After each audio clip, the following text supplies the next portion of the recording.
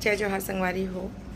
मैं Taruna Sahu, inspector railway सुरक्षा बल एवं पंडवानी गायिका, पद्म विभूषण तिजन दीदी के शिष्या।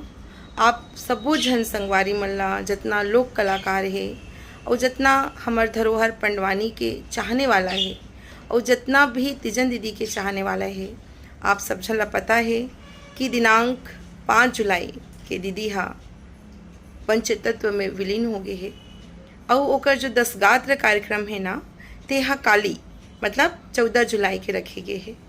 तो आप सब झन से विनम्र निवेदन हवे कि आपो सबो झन काली गांव गनियारी में एकत्रित होहु महू आहूँ और सब झन हमन मिल के तिजन दीदी ला छत्तीसगढ़ ला के पंडवानी ला जे हा विश्व में अपन स्थान दिलईस, विश्व में अपन पूरा ओकर एहेला फैलईस, पूरा ओकर परचम ला फैलईस।